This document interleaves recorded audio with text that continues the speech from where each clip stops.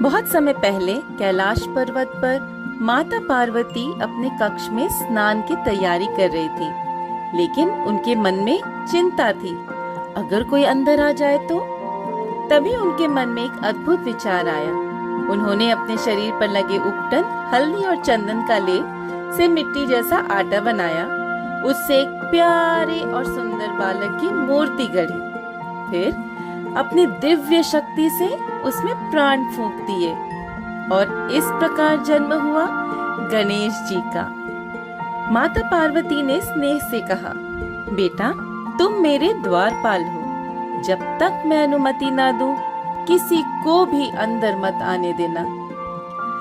गणेश जी ने गंभीरता से वचन दिया, हाँ माता, कोई भी आए मैं उन्हें नहीं जाने दूंगा। कुछ समय बाद भगवान शिव, जो लंबी साधना करके लौटे थे, माता पार्वती से मिलने उनके कक्ष की ओर आए, लेकिन गणेश जी ने उनका रास्ता रोक लिया। शिव जी ने आश्चर्य से पूछा, कौन हो बालक, मुझे क्यों रोक रहे हो? गणेश जी ने दृढ़ता से कहा, माता स्नान कर रही है, उन्होंने कहा है कि मैं किसी को अंदर न जाने दूं। शिव जी मुस्कुराए, मैं उनका पति और तुम्हारा पिता हूँ। पर गणेश जी बोले, मैंने आपको पहले कभी नहीं देखा और माता ने जैसा कहा है वैसा ही करूँगा। यह सुनकर शिव जी के गण क्रोधित हो उठे। उन्होंने गणेश जी को हटाने की कोशिश की, लेकिन छोटे से गणेश ने अपने बल और बुद्धि से सबको पराजित कर दिया। आखिरकार स्वयं भगवान शिव को भी क्रोध आ गया। उन्होंने त्रिशूल उठाया और एक ही प्रहार में गणेश जी का सिर अलग कर दिया। पूरा कैलाश पर्वत गूंज उठा। जब माता पार्वती बाहर आईं और अपने पुत्र की यह दशा देखी तो वे विलाप करने लगी।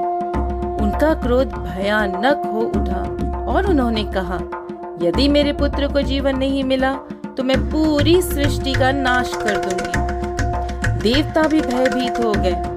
तब भगवान शिव ने माता पार्वती से वचन दिया, तुम्हारे पुत्र को अभी जीवन मिलेगा और वह देवताओं में सबसे पूजनीय बनेगा। शिव जी उत्तर दिशा की ओर गए और वहां उन्हें एक विशाल हाथी मिला। उन्होंने हाथी का सिर लिया और गणेश जी के शरीर पर स्थापित किया।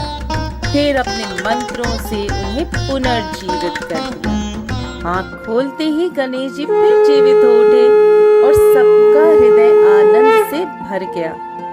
देवताओं ने उनकी स्तुति की, हे गजानन, हे विघ्नहर्ता, आप ही बुद्धि और ज्ञान के देवता हैं। हर शुभ कार्य की शुरुआत अब आपके नाम से ही होगी।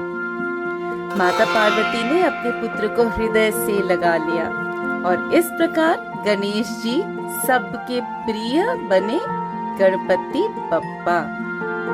आज भी हम सब किसी भी शुभ काम की शुरुआत करते हैं तो कहते हैं, श्री गणेशाय नमः।